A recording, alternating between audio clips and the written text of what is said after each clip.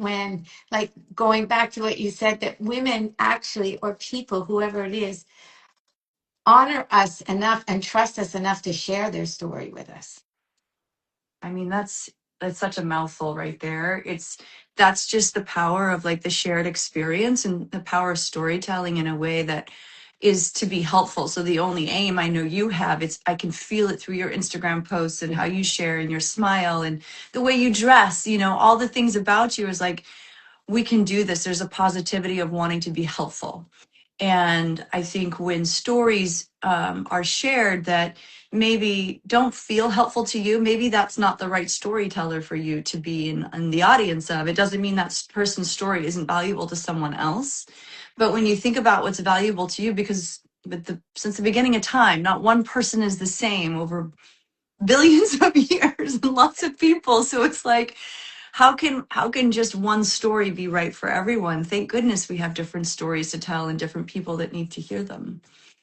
And we go through different times in our life. Like, I'm going to be 65 tomorrow. I have my son that's 30 that's moving away to London. So my heart is half broken. I'm happy for him. But, so there are moments, and we never know what someone's going through at that moment. You just don't. You don't even know, even if they tell you something else.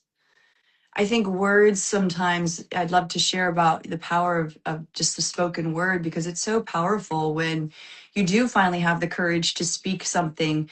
And I remember, again, like in my 20s and even early 30s, when I'm struggling so much as a new mom and trying to figure everything out and be sober and contemplate leaving the father of my children and all the resources. Like, why would I do that?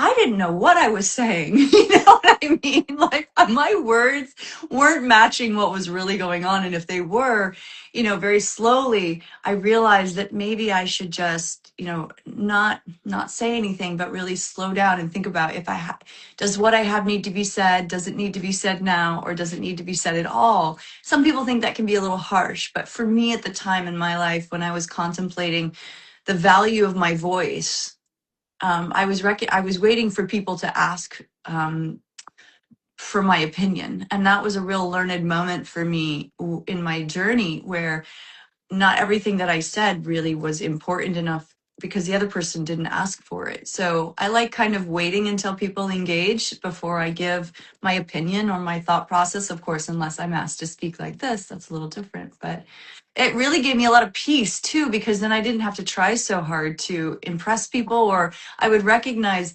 why am I about to say X, Y, and Z?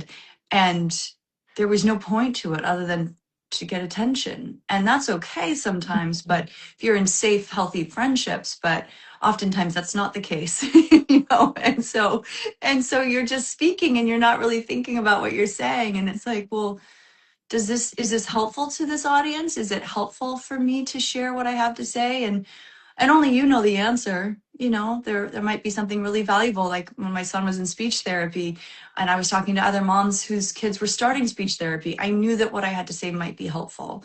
So I would discern that in the moment. But other times,